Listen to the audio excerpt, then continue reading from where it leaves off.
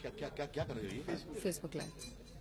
हाथ में संविधान क्यों उठा लिया देश के कानून मंत्री ने? 2019 की लड़ाई है, लेकिन 4 वर्ष पूरे होने के बाद हमारे साथ कानून मंत्री जी मौजूद है और हाथ में संविधान है। ऐसी नौबत क्यों आ गई है कि आपको? ओरिजिनल संविधान है, श्रद्धा मना अंजना ओम कश्यप जी, ये है मौलिक संविधान, जिस पर सारे नेहरू जी से लेके राजेंद्र बाबू से लेके हस्ताक्षर हैं। ये देखिए, यहां पर देखिए, ये है नेहरू जी, है राजेंद्र प्रसाद, ये सभी मेंबर्स के हस्ताक्षर हैं।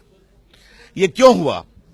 जब संविधान बना तो नेताओं ने कहा इसको ऐसे ही एक कागज की किताब के रूप में पेश कर दें या भारत की परंपरा, भारत की विरासत का जिक्र करें। तो नंदलाल बोस जो फेमस पेंटर थे, उनको कहा गया इसमें आकृतियां भरो। कहाँ है सर आकृतियां? और उन्होंने आकृतियां भरी। और ये देखिए, इसमें ये देखिए, ये है director principle of state policy. भगवान कृष्ण अर्जुन को गीता का उपदेश दे रहे हैं। अब आपको दिखाता हूं फंडामेंटल राइट के ऊपर, वो भी बहुत रोचक है। फंडामेंटल राइट के ऊपर क्या है, आप देखिए, प्रभु राम सीता के साथ, लक्ष्मण के साथ अयोध्या से लौट रहे हैं। आपको कानून मंत्री जी दिखा रहे हैं या रामलला के वकील? ये संविधान बनाने वाले। और फिर इसमें नटराज भी हैं, इसमें आपके गुरु गोविंद सिंह हैं, अकबर है, औरंगजेब नहीं है, महात्मा गांधी भी है, महावीर भी हैं, भगवान बुद्ध भी हैं, वैदिक पीरियड भी है, मोहनजोदारो भी है। यह है भारत की विरासत। लेकिन अंजना जी, मैं आपसे एक सवाल करूं, अगर ये संविधान आज बनेगा और इन तस्वीरों को संविधान में शामिल करने की कोशिश की जाएगी तो क्या कहा जाएगा? भारत भगवा हो रहा, कम्युनल हो रहा। यही समस्या है। तो ये मैं आज दिखा रहा हूं फेसबुक पर कि जो हमारे वामपंथी मित्र कॉन्स्टिट्यूशनल नेशनलिज्म की बात करते हैं, तो उनके लिए थोड़ा सा सबक चाहता हूं कि संविधान की मूल भावना क्या है, तो इसे भी देख लें। कानून मंत्री जी, वैसे तो आपसे दलीलों में बहुत मुश्किल होता है सामना करना, लेकिन एक दलील आपकी इस बात पर मैं दूं।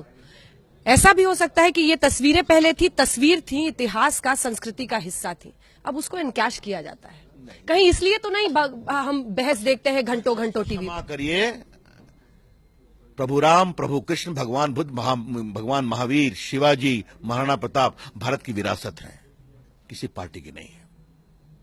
हां, ये हमारा विनम्रता से आरोप यह है कि कुछ लोगों के द्वारा इनकी चर्चा करने पर भी सांप्रदायिक बातें की जाती हैं। विवेकानंद भारत की परंपरा है, महर्षि अरविंद भारत की परंपरा है, और ये बात मैं बहुत दिल ठोक कर बोलता हूं। दिक्कत यह है कि कभी एक बार हमारे वामपंथी मित्रों से, जो हमारे ऊपर उदारवाद नहीं होने का आरोप लगाते हैं, लिबरल नहीं है, एक बार उनसे पूछिए ना कि उनकी सोच क्या है विवेकानंद के बारे में, महर्षि अरविंद के सच्चिदानंद की कल्पना के बारे में, गीता के उपदेश के बारे में। कभी वो भी चर्चा करनी चाहिए। एक दो आखिरी सवाल है, क्योंकि फेसबुक के हमारे दर्शक जुड़े हुए हैं और आपकी काफी लोकप्रियता है फेसबुक पर, आपको लोग बहुत देखते हैं और सुनते हैं। आर्क बिशप लिख रहे हैं कि लोकतंत्र खतरे में है। मुस्लिम मतदाता आपका है ही नहीं सर, आप तो उसको मानते नहीं, वोट बैंक, एक टिकट नहीं देते हैं। माइनॉरिटीज को लेकर कहीं वाकई भेदभाव तो नहीं कर रही है आपकी सरकार? बिल्कुल गलत है। हमें वो कम वोट देते हैं, हमारी कोशिश है वो आए, काफी लोग आ रहे हैं। लेकिन हाँ, हम आतंकवाद पर कोई समझौता नहीं करेंगे, हम वोट बैंक पर कोई समझौता नहीं करेंगे, हम 3 तलाक पर कोई समझौता नहीं करेंगे। और मुझे मालूम है कि बहुत सी महिलाएं को लगा है कि मोदी जी ने हमारे लिए हिम्मत दिखाई, और हम दिखाएंगे। लेकिन जो आर्क बिशप की बात की, उन्होंने खुद क्लैरिफाई कर दिया है, आपने देखा होगा, उन्होंने खुद क्लैरिफाई कर दिया है ना आर्क बिशप ने, कि हमारा कोई मोदी जी का विरोध नहीं है। तो मैं उस पर कोई टिप्पणी नहीं करना चाहूंगा। यूनिफॉर्म सिविल कोड तैयारी है? वो मामला लॉ कमीशन के सामने चर्चा हो रहा है, अधिक से अधिक लोग आएंगे, अपनी बातें कहेंगे।